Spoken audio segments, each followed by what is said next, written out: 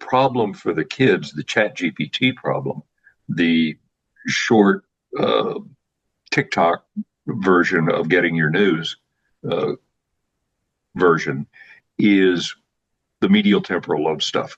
That's the in and out stuff. That's the short change in your memory. And the problem is teaching the kids that there's a value in doing the hard work to making that knowledge be yours. The extreme example is learning music. I can sit and learn a passage uh, fairly quickly, but it doesn't stay there. If I practice at it for a really long time, I not only own it, it's automatic. Quick break to tell you about Relief Band. It's an absolute game changer if you have nausea, like I did when I was pregnant, or so many people suffer from when they have chemotherapy, cancer, or motion sickness. Whatever you have that makes you nauseous, Relief Band is an absolute game changer because it's been FDA approved. It's the only one that's used in hospitals by oncologists, and it doesn't interact with any medications. And it's safe and effective, non-drowsy, will not make you drowsy, and there's no side effects. When you have chemotherapy, the last thing you want is another medication to take. Or if you're pregnant, you don't want to have anything. I don't like to put extra stuff in my body. How it works is it's a band that puts a pulse into your wrist and it sends a message up to your brain and into your stomach to stop being nauseous. And it works very fast, even before the symptoms appear sometimes. So if you want to cure your nausea fast, join the hundreds of thousands of other people who are nausea-free with Relief Band. Right now, they have an exclusive offer for listeners of my show, Business Game Changers. If you go to reliefband.com and use the promo code Sarah, you'll receive 20% off plus free shipping. So go to Reliefband, RELIEFBAND.com, and use the promo code Sarah to save 20% off and free shipping. Welcome to Business Game Changers. I'm Sarah Westall. I have a very interesting guest today. His name is Jack McCallum. He's actually an MD, but he's a pediatric neurosurgeon. But he also has his PhD in history. Before he went into neurology, he was an engineer. And then he went into business and created a insurance company and sold that for billions of dollars. This guy is a very unique individual. And I'm honored he reached out to me and says he follows my work and he wants to talk to me. And so I like, wow. And I saw his background and said, okay, yeah, these are the people I'd really like to talk to because they have insight across disciplines, which is what we need, right? We need to make sense of things across disciplines. And we are going to talk today about the changing brain. And I've been talking a lot about how brains are changing in youth based on social media and just what they're exposed to. And he says, you not only are right, you're righter than right. I mean, the brains are actually changing. The structure of our brain, the connections of our brain are changing. And we talk about it and what that means and how much it's going to affect society. He talked about historically how brains operated differently based on what was valued and what was capable. And I think you'll find that is a very interesting tie-in to what's happening today and how what we value, capabilities we value, changes how our brain structure actually develops and what that means to how we train young people in developing the skills that we need to develop. This is a groundbreaking conversation that I hope a lot of people listen to, people who are thinking about these times and how to navigate these times and how to actually create policies inside of universities and elsewhere that can benefit everyone. These are the conversations that need to happen so that people understand the foundations behind this and then how to navigate forward. Because right now, I just think it's total chaos, people not understanding what's going on and how to apply it. And we talked about some of that as well. I think you'll enjoy this conversation. He has a book that's coming out on the changing brain. His website is jackmccullumMD.com. I'll have a link to that. I'll have a link to his website. And I hope you listen to this whole interview and you also share it. I need people to share it. I also, my channel has been restored on YouTube after 5 years.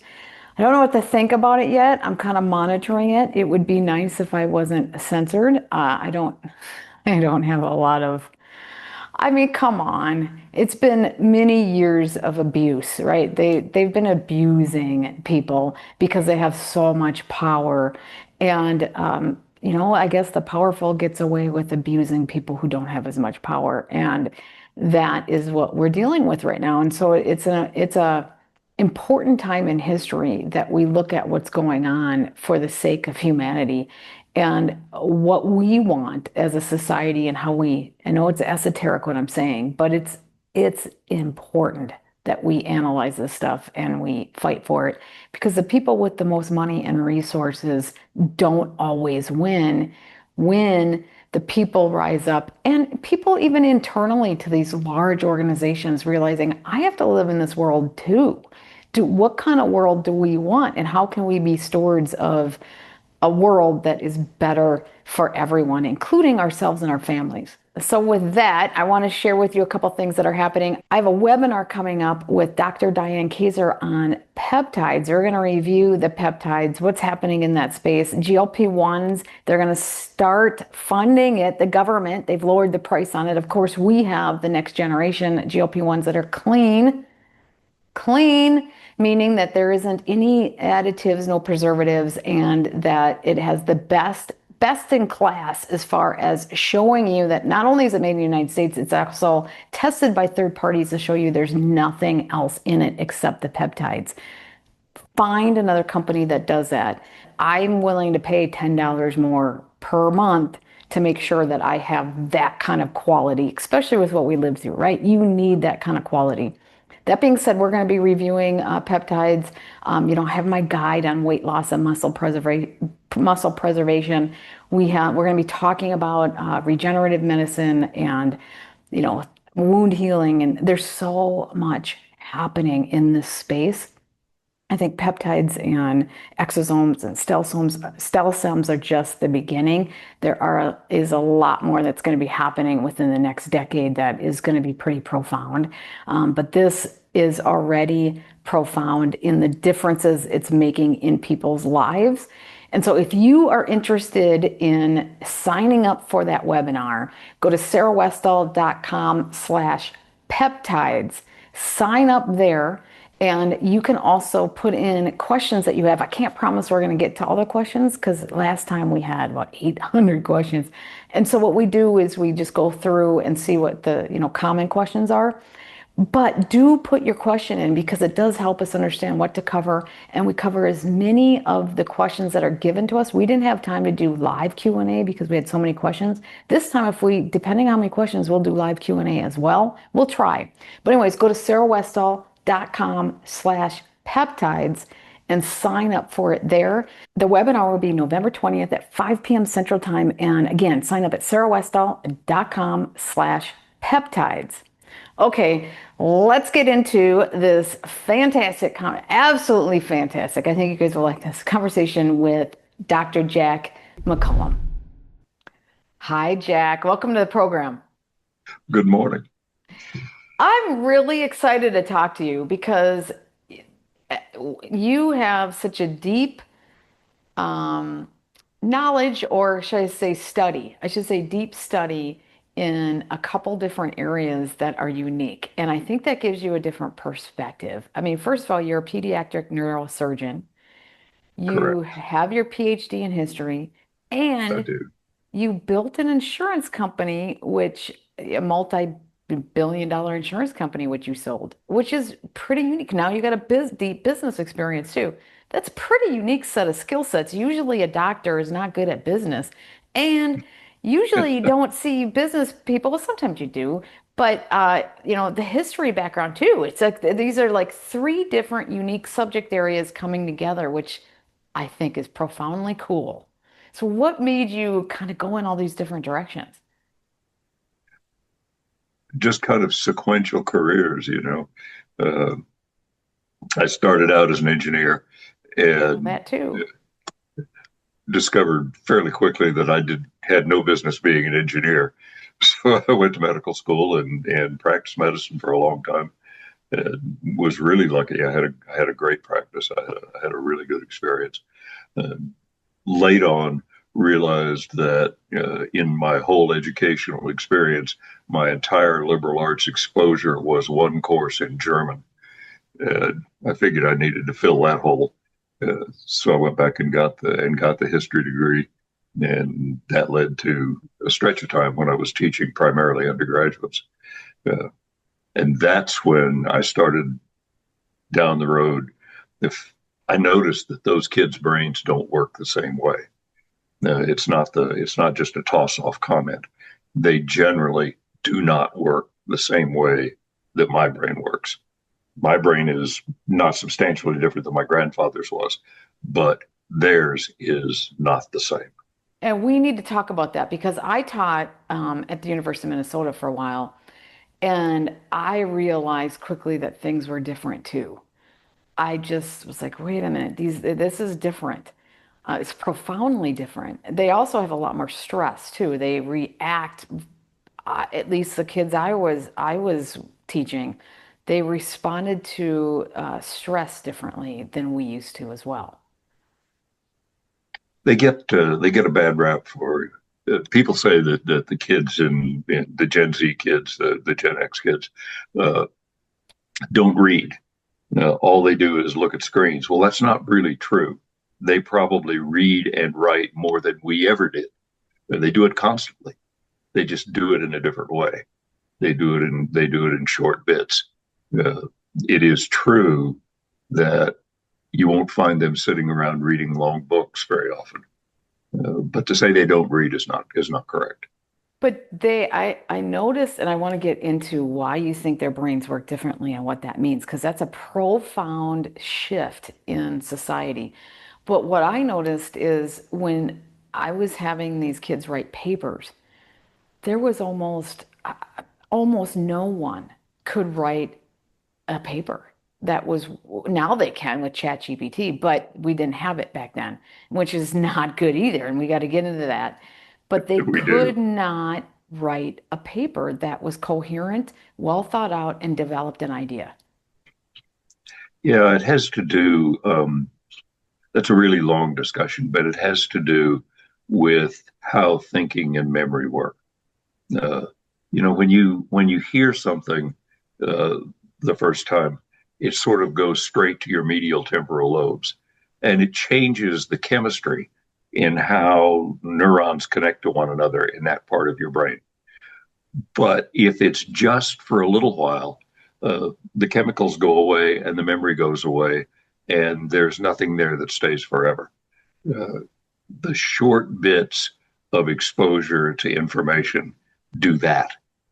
The Oh, problem is that to be really useful, you have to do the hard work of converting that into something that goes to a different part of your brain. And then it's not chemicals anymore. Then you grow whole new connections.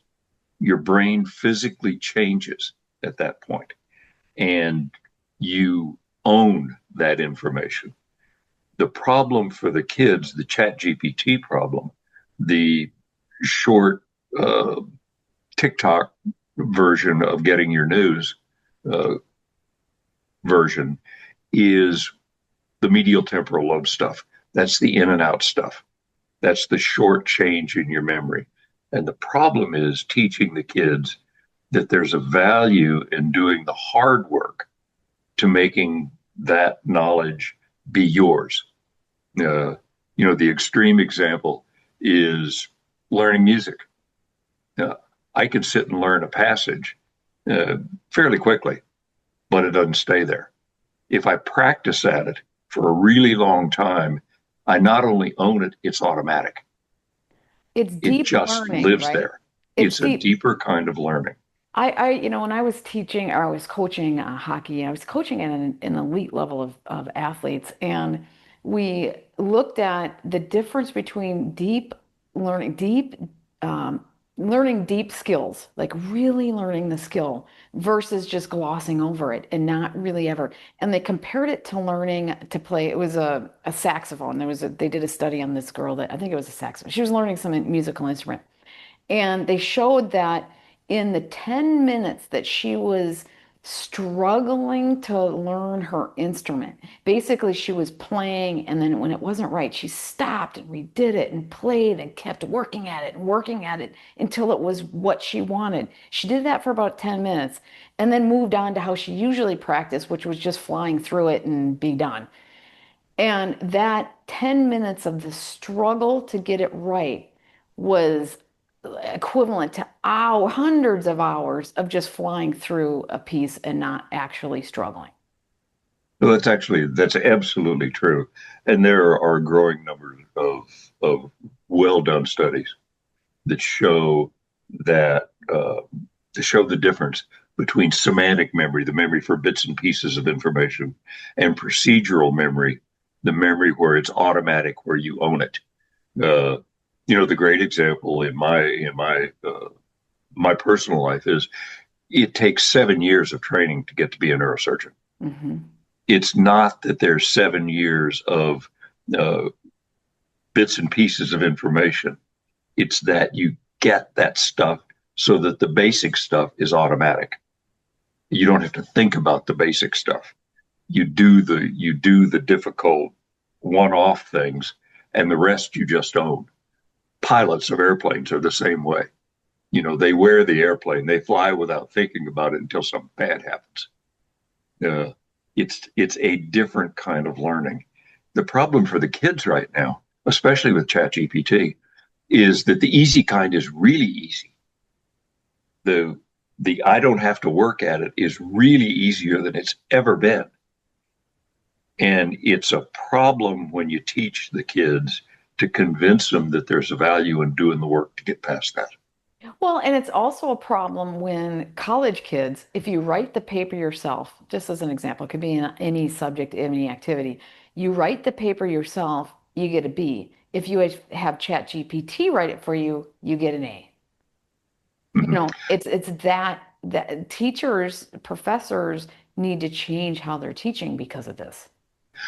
I have a really good friend who teaches primarily undergrads, and we've talked about this back beginning in the end of 2022 when ChatGPT became available.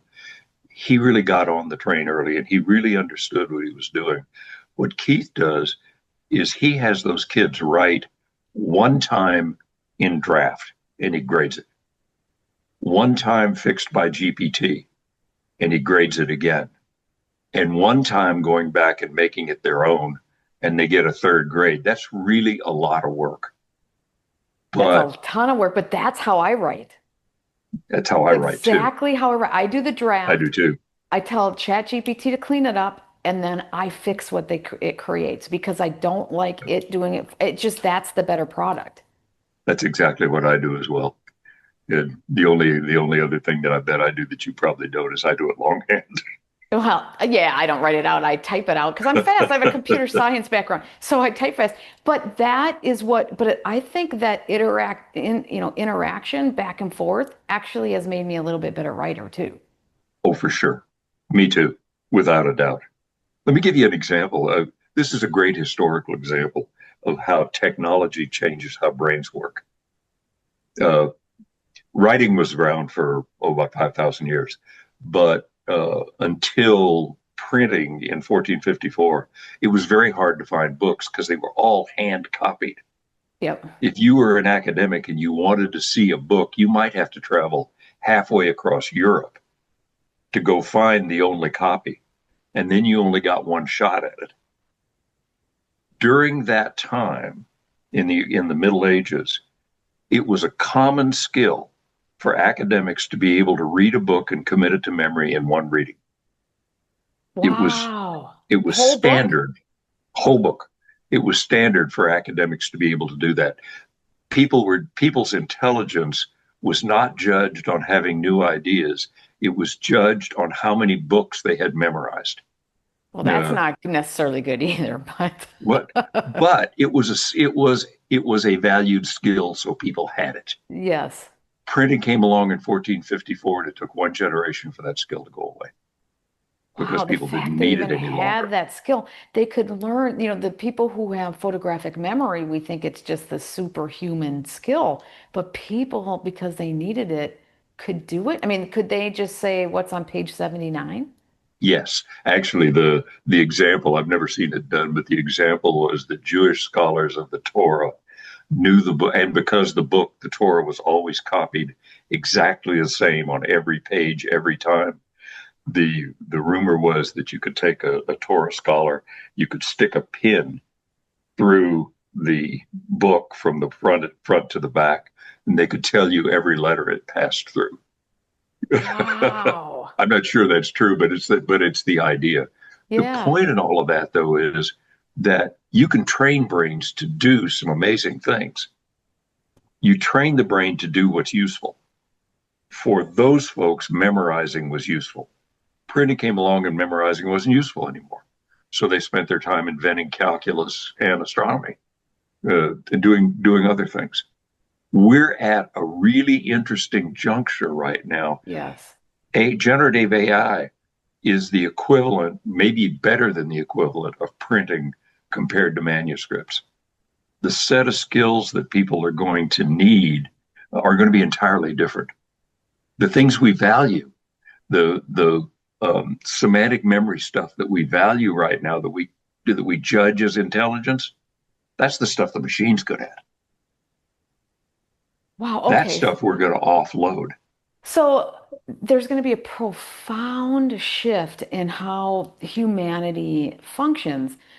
But Yes, we don't want to get away from the brain development, the atrophy of certain sections of our brain that are important to keep developing. Like the way we go about doing our writing is different than the way the kids are actually going because they never learn that fundamental initial skill if the teachers don't recognize what's going on.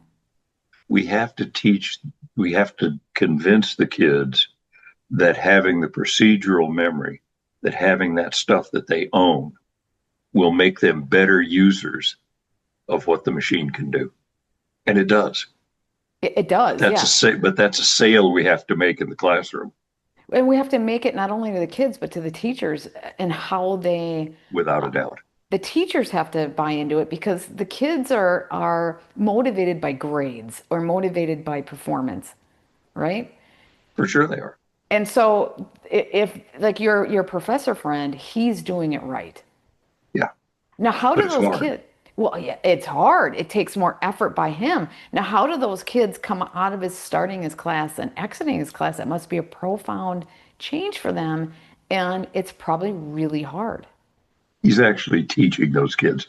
They come out of that class, the majority of them, it's never universal, but the majority of them come out understanding how to make that tool work for them, uh, That's right. Yes, instead of be a crutch for them. that's And right. that's just a change we're going to have to make in how we educate people It's a and how we profound, educate our educators. that's right. And it's a profound shift on understanding what these are. Now, how does it Mm-hmm. restructure our brains? Like, is it our fun? You're saying you think different than the kids do now. So is there, just like you were talking about the scholars back in the day, their brains were different than ours. How are their brains actually from a scientific standpoint, how they're developing? How is it different? What is developing more than ours So, has? so here's a guess. Uh, Let me take you back to one other change that I think is a really interesting one. Let's go back to the change when people learned to write. Uh, Brains changed dramatically when people learned to write. There's a great character named Julian Jaynes. He taught at Princeton forever, was one of the most popular teachers at Princeton forever. After he took 10 years off and acted on the West End in London, just on a lark. Uh, Jaynes said that yes, brains changed when people learned to write. And we actually know how they did because the original writing were just copies of what people had passed down verbally before. So when you look at the very earliest written things, you're seeing how brains worked before there was writing. And the examples are like Homer in Greek and the Old Testament.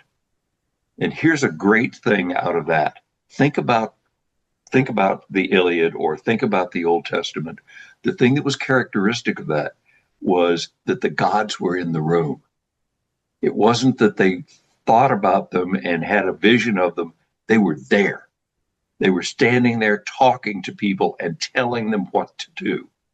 If you get to the later Old Testament book, if you look at Psalms, all Psalms is one complaint after another. Where did God go? Isn't He that left the incredible? room. What happened? That's Well, incredible. Yeah. what happened was, according to Jane, was that people's right hemispheres, their non-writing hemispheres, were very important, equally important with the left side. The right side hallucinates, and people were actually living with their hallucinations because their right brains were so active. People said, Jane's has got to be crazy. That can't be right. Until the last few years, when people started doing functional MRI scans on people while they were hallucinating, real active schizophrenics who are having active hallucinations, they come from the right brain. So, but Turns so out he was right. okay, but people hallucinating in mass is something for me. I would have to jump. I would have to say, wait a minute. I don't know if hallucination in mass is the same thing as schizophrenia. I know you're going to have a great answer for all this. As much as maybe there was something more to what these people were experiencing and doing, because I don't buy in the fact that entire society was had some mental illness. It wasn't society, it wasn't entire societies, it was person to person.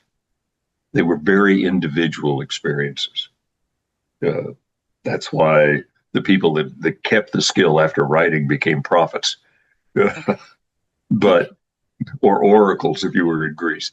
But the point in all of that is that at that juncture, when we learned to write, when we learned a new way to move information, we changed where we put all of our energy in remaking and learning and remaking our brains. We put it on the left side. We concentrated all of our effort and all of our learning into training the stuff that the left brain does well. And we kind of ignored the right side. And the We and may very well be at a time now when the left side stuff is not as important. We may very well be at a time where in the next generation or so, we're going to be putting the energy into training the right side. how profound a change is that? Now that not only will it'll focus on our spiritual side, it'll focus on what we can't see. It also will change in how we relate to other human beings. For a fact. For a fact. And I mean, that's purely a guess, but if you look at what's happened, there are only a handful of times in human history when the way we move information fundamentally changed. We learned to talk, we learned to write, we learned to make information electronic with coding, with first with telegram and then with coding and then the internet. And now, those are the only times.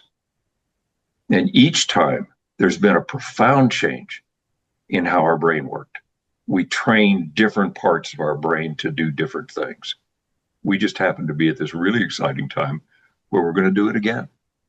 And we don't know what we're entering into, do we? It's an Absolutely unchar not. Yeah, it's an Absolutely not. uncharted territory, and it's scary. It's scary. I know I did some research on how many people are embrace change and actively seek it. It's a small percentage of the population. In fact, there's a large percentage, like over 30%, that even if the change benefits them greatly, they'll still fight it. Well, I think half the definition of happiness is stability, uh, for sure. And this is a very challenging time. There are so many really good things that can happen with this, and a large number of really bad ones. I know. Yeah. Well, And if you think about printing, uh, printing got us the Enlightenment and it got us the Industrial Revolution, and it got us the 30 Years' War, uh, and it arguably got us two world wars and a Holocaust. I mean, good things happen and bad things happen. Well, They've happened each time. I think the internet, which is causing all societies to start talking, is causing a clash of cultures, which is also, I mean, I know there's an economic reset, I know there's all these other things going on, but when cultures that aren't used to communicating start communicating and all these ideas come together, it's going to cause a lot of conflict. And so I think a big chunk of this conflict we're seeing worldwide is also based on clash of cultures. Oh, for sure. Well, not just class of cultures, uh, evaporation of the boundaries between cultures. Yeah. It's really, we become tribal, but it's very hard to have very big cultures now. It's really difficult. Well, we Uh, don't, and we don't really operate that way either, do we? As humans, we don't. we're really small gangs of people, small clans. That's where we thrive in Yeah, human history. we become much more tribal.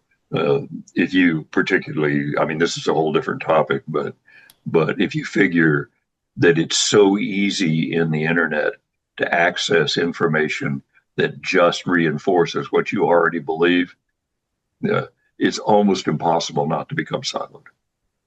That's right. And Well, and the and social media actually, the way the algorithms are written, and actually encourages that behavior.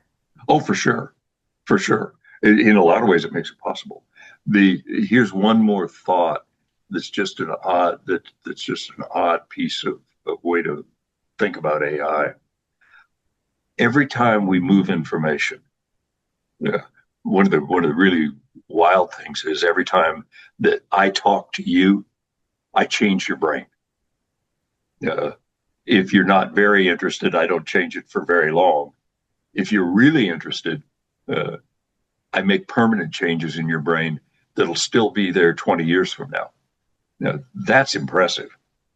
So if you think about what we're talking about here is moving information.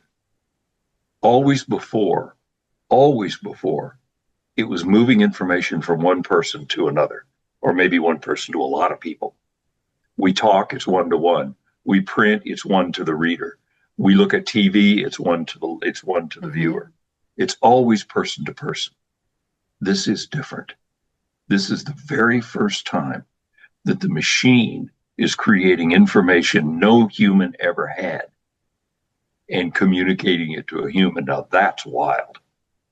It's synthesizing all the data that we have and information that we couldn't actually easily get before, synthesizing it and then presenting it to you in good or bad ways. It's not always good at it. Presenting it to you in a summary content. Quick break from the program to share with you something amazing. This is called Sloop. It's actually SLUPP-332, but it's been shortened to Sloop. And this thing mimics exercise. It seems too good to be true. I first shared this on my Substack and I had Dr. Diane Kaiser and we went through all the benefits of this and the whole thing sold out. You can't get it anywhere really across the industry. And the people who are using it the most are athletes and bodybuilders and people who want to see extra performance in athletics because this and preclinical studies with mice increased their endurance by 70% and their distance by 45%. I mean, it's incredible. And it's been shown to mimic exercise even when you're at rest. In preclinical studies with obese mice, they lost upwards of 12% of their body weight in 4 weeks, and it increased muscle. So this is really taking the industry by storm. It's actually not that expensive either. With my 10% coupon, it's about $80 for maybe a 2-month supply if you take one capsule a day. If you decide to up it to 2 capsules a day, because your dosage depends on what you want, then it's a 1-month supply. But Dr. Diane recommends doing 1 capsule a day until your body gets used to it. You might not see the same level of results right away that the mice did, but your body can get used to it and see if it's something that you really want to do. If you are interested in this, I will have a link below so you can try it yourself, or go to sarahwestall.com under shop. Remember to use the code Sarah to save 10%. It's the argument about whether what comes out of a large language model is really new information or whether it's just a new way to present stuff that was already there. that we never could before. So, I would yeah, that we just hadn't seen before. I would argue, and it's a long argument, but I would argue that the information it makes is new information. I think so It's too, because we couldn't see it summarized like that before because we just didn't have the tools to do it. absolutely, and the great example was when the machine uh, took the game of Go and beat the very best player in the whole world resoundingly using moves that no human had ever thought of. I mean, it's the machine is really moving information without it being person to person, and that's pretty crazy. But when you think about the left brain, right brain, the spiritual side, the soft side is really what we're talking about. The machine can't do that. It has absolutely zero ability to do that. It can synthesize, it can make it look like it can mimic it, but it can't. The machine does not have experience. The machine does not have an endocrine system. The machine does not have emotions. It can fake them, but it doesn't have them. Those are true. Those are human. Those, you're right, they tend to live on the right side. They tend to live in the non dominant hemisphere. And if I had to make a wild guess, my guess would be that those things that we can do better are going to be the things that we value. And that would make sense. And let's talk about what we do better. What are we good at? And because we haven't developed this side of our brain, and we've almost it's laid dormant. It atrophied in a lot of ways. Just like we can't memorize a whole book anymore. What has been atrophied and what are we going to see? I'm not so sure that it's been atrophied. It's just that we haven't built up those skills. The But you neurons are still there, can. We the still can. connections are there. We just haven't built them up in way because they haven't had a societal value. So You haven't what gotten well paid for that stuff. we haven't valued it. So what are we going to see? Just I know it's all a guess, right? You're you're guessing, but I'm sure with everything you've done, you've been thinking about it. What are we going to see? What are these profound changes we're going to see? And then I want to ask you as we dive into this more, I want to say what negative things we're going to see too that we need to try to deal with. Well, the answer to your first question is I don't know. I really don't know.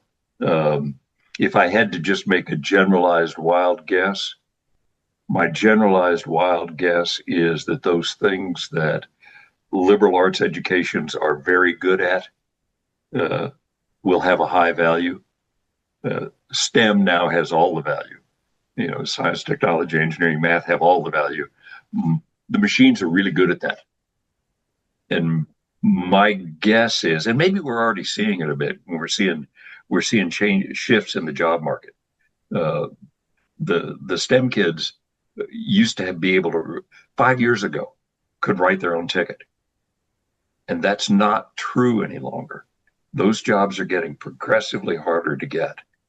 Uh, it You have hasn't to have affected other the skills, right? I mean, because I always say that, when I taught entrepreneurship at the university, it's not the business people that are the most likely to succeed in being an entrepreneur. It's the artist.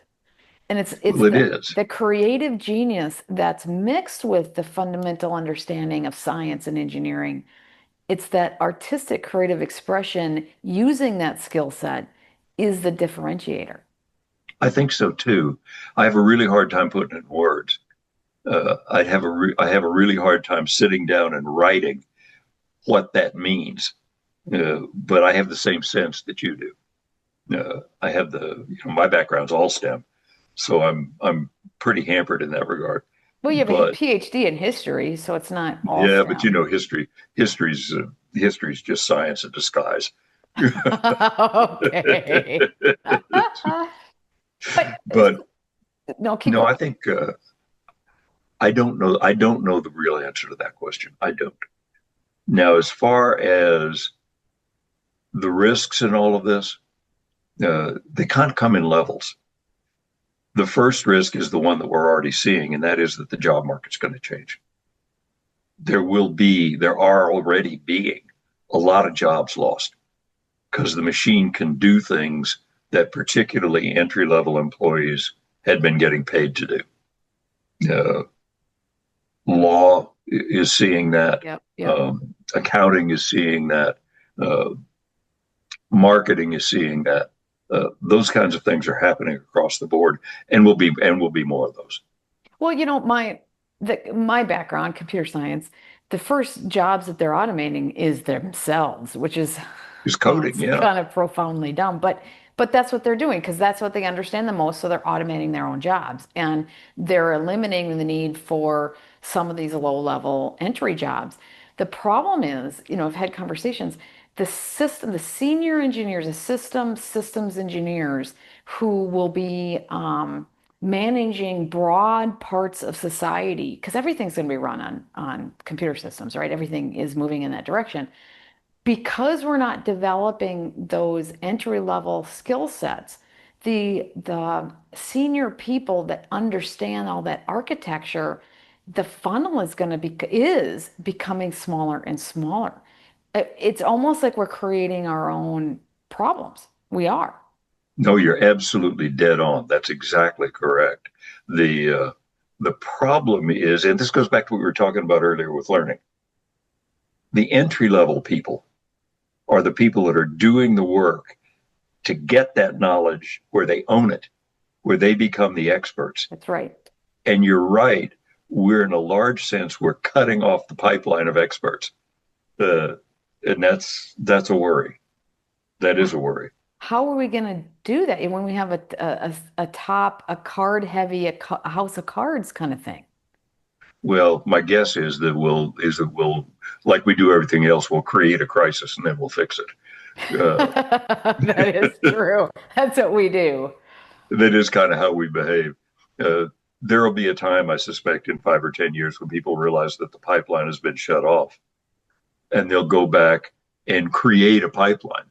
They'll Do make I these need kids do it without the tools and things. right?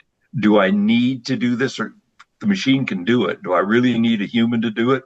Well, yes, I do, because I'm going to have somebody supervising the machine. That's right. The ones who are moving the machine forward. And I see that in medicine. Like doctors. For sure. I think the nurses, the ones who are nurturing and with the people, that's going to be much more valued. I think I so too. think the researchers who are moving the field forward are going to be much more valued, and doctors themselves are not going to be like they used to be. Well, at least the face to face in the office people. Uh, They'll change. There'll be yeah, more of a nurturing interaction to the information. It'll be different, I think. I mean, I don't know. I don't know. physicians in my community or all across the country are using a program where they walk in, turn a microphone on, and sit and talk with the patient, do the exam, take the history, uh, talk about what's going on in their lives. Never take a note, never look at a computer screen, and at the end of the hour, the machine writes the note, gives the differential diagnosis, and makes the recommendations for follow up. Yeah, and The so doc reviews it, says this looks okay, and goes to the next person. their person skills will be more important. Exactly so. And then the people who are moving the field forward, the researchers, the systems engineers, those people who are really at the cutting edge of The what's happening, creators. the creators are the ones who are going to be valued in that way. I think that's probably true. I think that's probably true. Now, we haven't talked at all about the next level risks of the system. Okay, what Uh, are they? and that's a whole different topic. Uh, and probably more than we want to get into, but there are a couple of really good books. Uh, One by Elazar Yudkowsky, which just came out, that says, uh, if they build it, everyone will die. And there's a That's a pretty slightly dark. I, that's pretty dark, but yeah. it's pretty dark. There's a slightly less apocalyptic version that was written by Eric Schmidt and Henry Kissinger about the risks. the problem with AI that we haven't dealt with is that, remember, AI is hooked up to an AI machine is hooked to the internet. Hmm.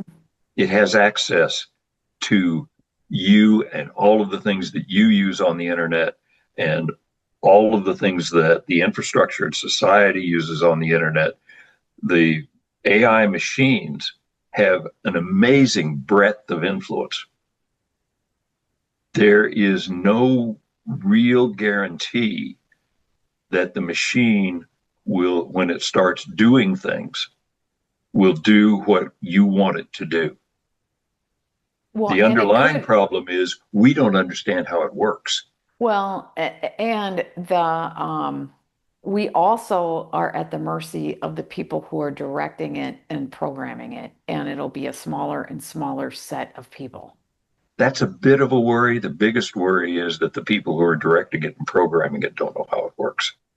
Yeah, and it's also because they're relying on the mass. We used to, when we did artificial intelligence, we used to be very careful about the algorithms, and we had to be efficient with them.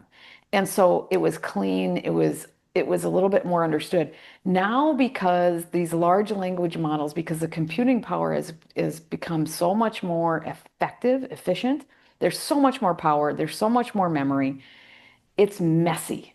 And Well, it's just they're getting messy with how they're developing it too, which you couldn't be back in the 80s and 90s.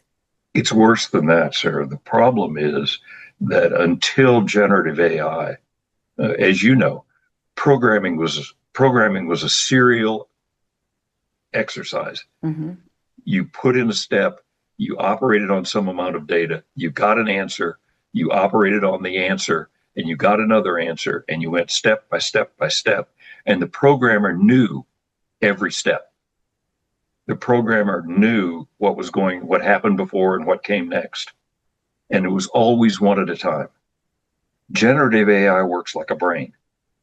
Uh, it takes a whole lot of inputs, looks at them all at the same time, and then doesn't make a yes no decision. They make a maybe 30% or maybe 60% Yep, decision. yep, yep, They grade it, and then they go back and they look at what the last answer was and they adjust the answer, yep. and then they try it again. And they do that not just once or twice, but billions of times. Nobody knows how they make the adjustments. Well, Nobody knows yeah, how those weights are being assigned. and you're right, because the problem is that when you can follow each one, like each little part of that, but it can take 3 months to follow what they've done on just one decision set, and they're making millions of decisions.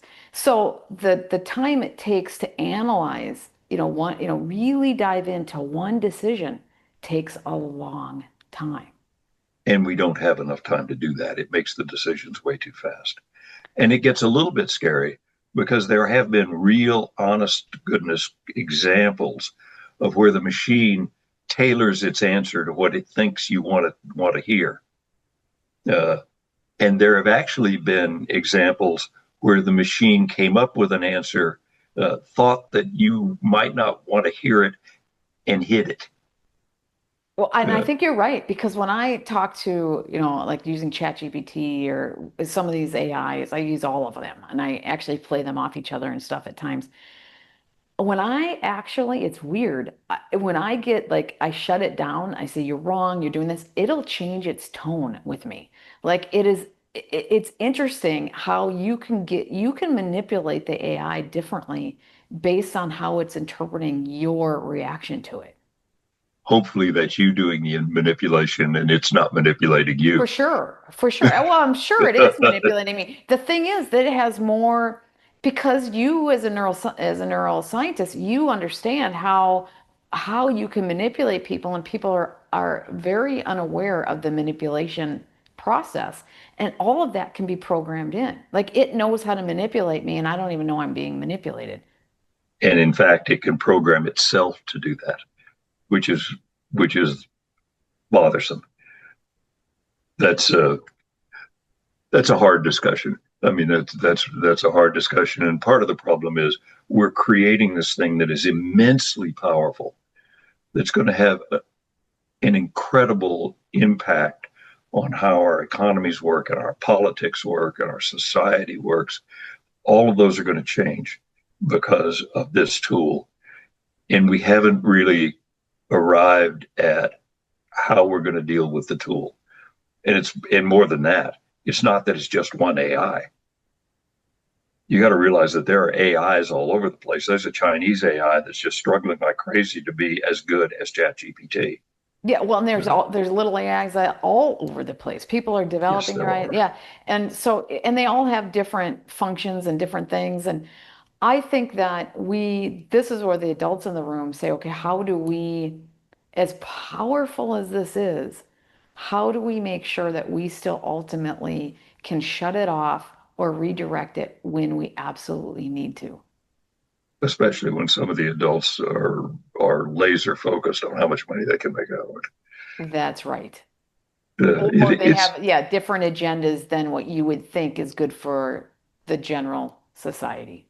and that goes back to where we were a while back in this discussion. Every time there's been a fundamental change in how we move information, those handful of times, uh, the results were greater than expected, were unpredictable, and were mixed. Uh, at the end of the day, we always came out better, but there was no shortage of chaos while all of that was going on. And I guess if history, somebody said history's not a prediction, but it rhymes. Uh, there's no small likelihood that we'll go through that sort of thing again.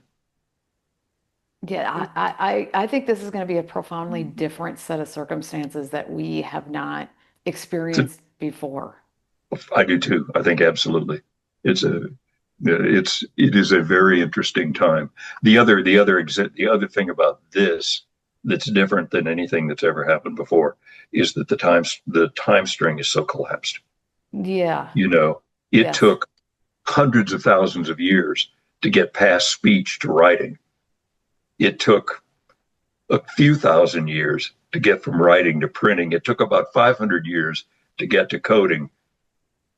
Chat GPT had 100 million users in a month. Yeah, isn't that incredible? I mean, Well, that's different.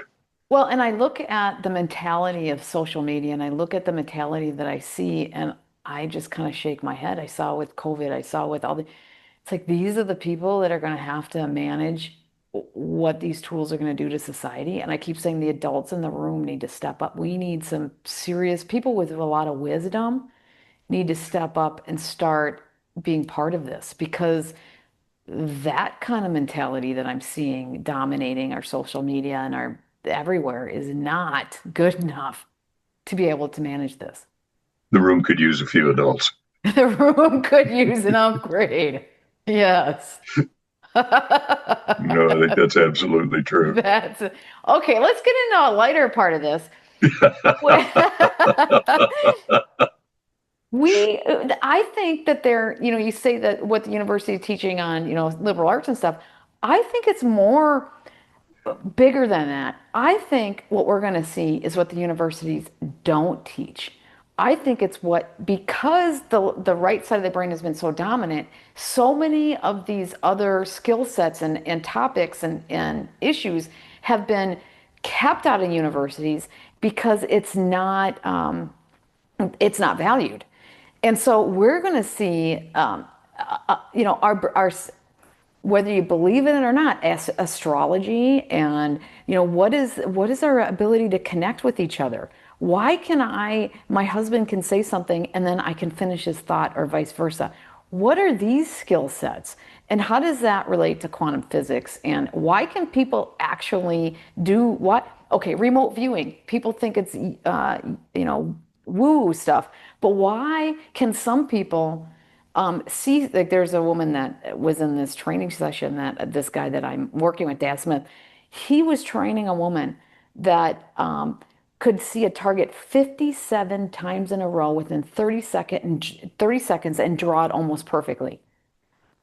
there are people out there that have the skill set, and we all have a little bit of that, and we can develop it supposedly. That's the stuff we haven't developed.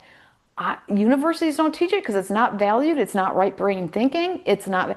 I think we're going to get into all sorts of other topic areas that we don't even, it'll be absolutely magical and magical in a sense of just incredible, not magic as it's magic. There's a science behind, if it's real, there's a science behind it, right? I think we're going to get into all these kind of topics that we've ignored for so long. A quick break to share with you this wonderful product called Masterpiece. It is proven to taking out graphene oxide, aluminums, heavy metals, microplastics. They also are looking at these MAC addresses, and there's more and more research and there's studies coming out. There's 4 documentaries that are being made on their studies of how they're able to disable MAC addresses that are somehow put into people. This is amazing stuff. I highly recommend. I buy a whole box of it and I make sure my whole family has it. If you are interested in trying this and really cleaning up your body from microplastics, graphene oxide, you can also test yourself. You can get your hair tested, see what you are before and what you are after you use this for a few months. They stand behind what they're doing with tests, studies, and real results. And look for the link below where you can buy Masterpiece yourself. It'll provide you a discount, or you can go to sarahwestall.com under shop. And we're going to build and enhance skills that we didn't have. Here's a random piece of trivia for you that this is right brain trivia.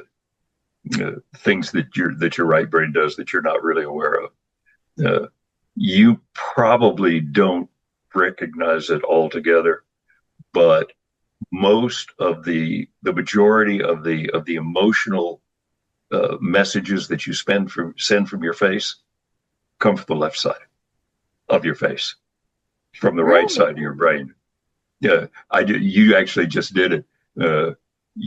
Your smile is a little bit asymmetrical. If you take women and ask how they're going to hold a baby, they hold it where they see it out of their right visual field. They hold it out of their left visual field. They hold it where they see it with their right brain. And if you add, and it's not just people who've been moms, they all hold it the same way. It's not just people who've been moms. You give a little girl a doll and they hold it that way. It's something that's built in to the fact that your right brain picks up emotional stuff so much better than your left brain. Will men be encouraged to develop that aspect? Because they have been it's kind of been suppressed, right? And will there be more encouragement for them to develop at different aspects? I mean, I know the answer, yes, it will be, but how do you see that changing them and still valuing immensely who they are? You're not telling me I have to give up John Wayne. No. Well, I think maybe we become more astute of who they are, what both sexes are, and we value people more because that's part of what we're starting to figure out. For sure, that'll happen. I mean, again, going back to the historical stuff, Thomas Aquinas memorized hundreds of books and never thought about how calculus might work. When you didn't have to memorize books anymore, Newton went off and invented the calculus instead of memorizing books. You build different brain capabilities. Our brains are amazing machines. I mean, they really are amazing machines. Somebody said, and I think it was Mitch Kaku, and he's absolutely right. He said you would have to go at a very minimum a few thousand light years to find anything else as complicated as what's sitting on your shoulders. Yeah. And that's really true. That's not an exaggeration. That's cool. The AI will never be us, will it? It will never have our capability. I don't think so. Now, that is not a universal opinion. There are certainly folks, Sam Altman genuinely believes, Elon Musk genuinely believes that they can create a super intelligence that's a brain better than ours. I'm not Well, sure that's correct. I'm not sure it's correct either, but if it can figure out, because I think so much of the key in some of these other capabilities actually tie into quantum physics, and we don't even understand that yet. And we can tie in.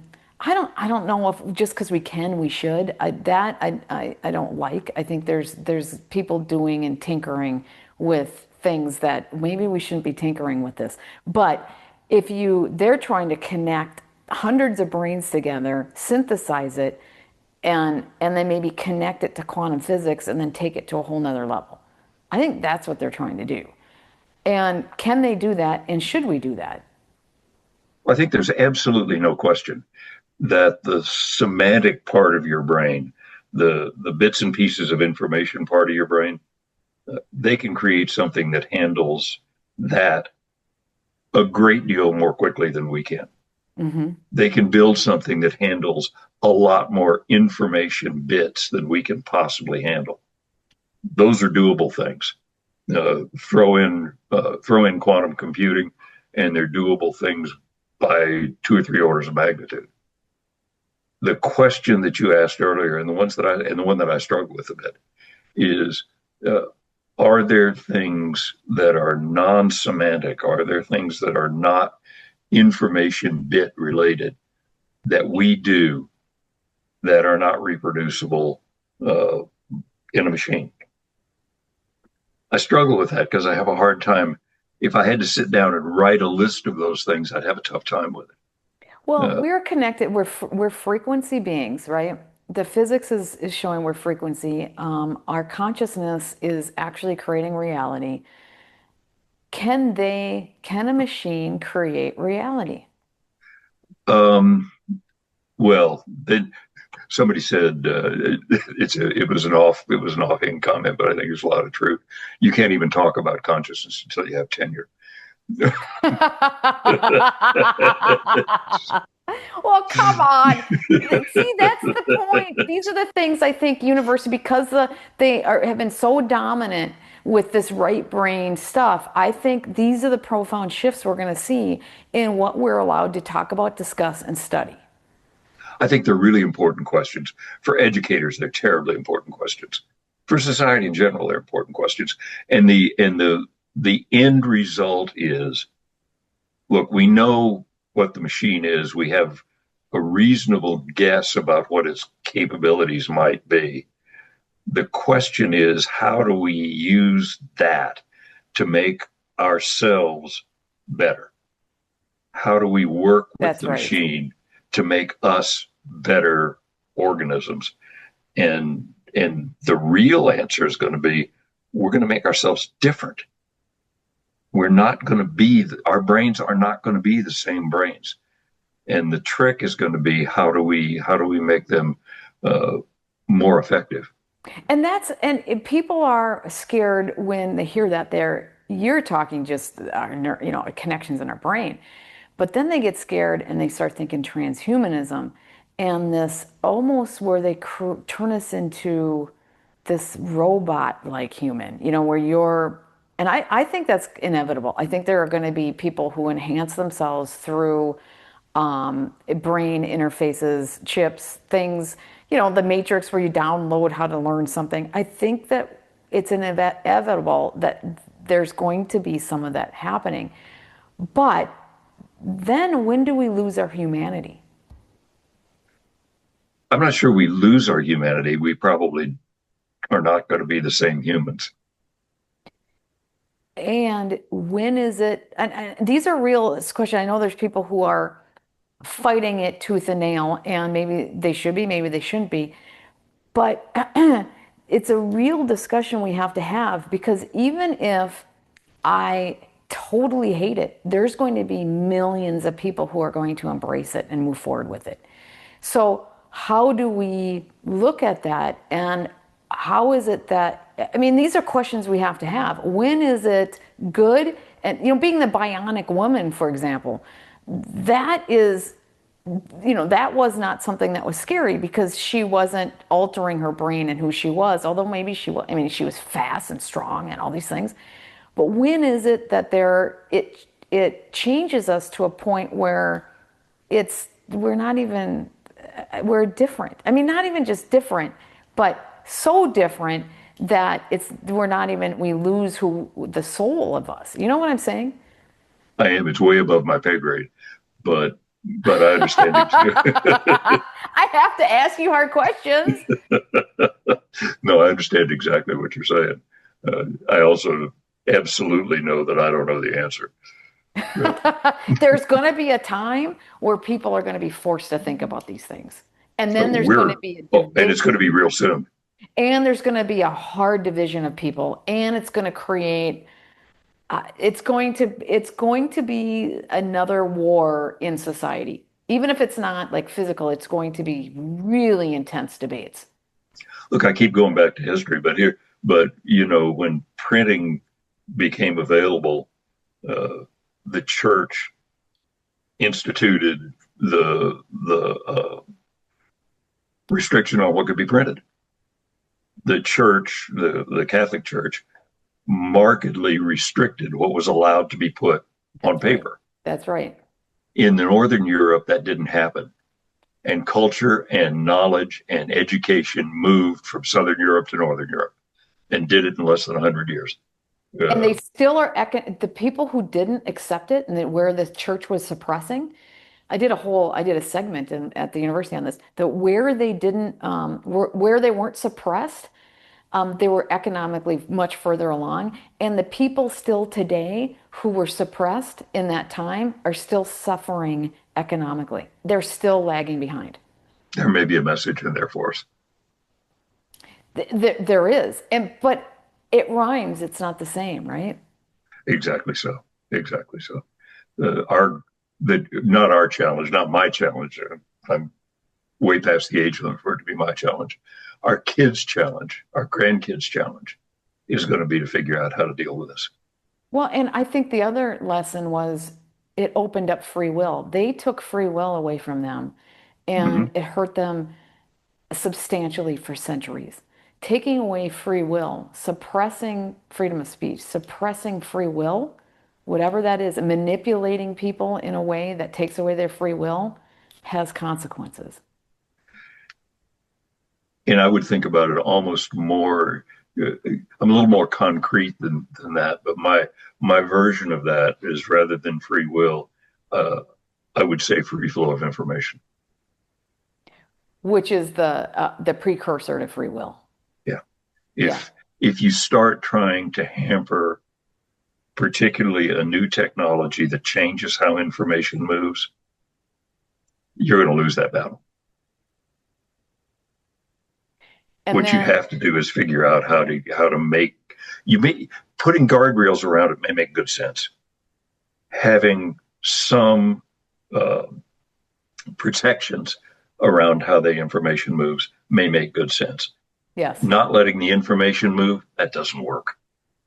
No, you'll end up hurting yourself because somebody else is You going to do it, but yet you don't for want them sure. to do it in a way that makes them hurt you either. So, I mean, this is a challenging time. There's nothing Oh that we've ever lived through. no, there's absolutely nothing we've ever lived through, and I've sort of about come to the conclusion that there's not anything that humanity's ever lived through that's been quite like this. I think you're The right. I think this is the the, the qualitative change is huge. That alone is an immense problem, but the time scale it's happening on is insanely short. We don't have a few hundred years or even a few generations to figure this out. and we have what we have in the room. We need some fast upgrades. So where you are at, I have to have you back. You're going to have to be a staple of mine as we go forward. Yeah, look, now, are you out there? Do you have anything where people can learn more about you? And um, are you going to write a book? What do you got going? The book the manuscript is just about done. And Uh, what will be the name of? Do you have a name for it yet? I'm probably going to call it The Changing Brain. The Changing Brain. Yeah, Excellent that you're doing it. I think that when that comes out, you are going to be everywhere. I think you're a voice that people will want to hear, and I'm going definitely going to have you back. I really enjoyed this conversation. I'm I so did glad too. you This has came. been fun. I've had a Okay. good time. Thank you so much. I appreciate it. Oh, You're wait a very minute. welcome. Before we end this, though, do you have a website that people can go to where they can, where they're going to be able to get your book or learn about it, or is it not up yet? No, the website is up, and the website's jackmccallumMD.com.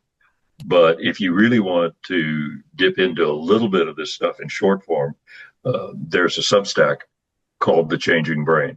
I didn't know you had a Substack. I Yeah, will definitely. Okay, everybody, you gotta go to his Substack. You gotta subscribe, and I'll have all those links below as well. yeah. There's about 10 or so entries in that Oh, that that's this. touch on a lot of this stuff. Okay, thank you so much. Sarah, you're welcome. I enjoyed it.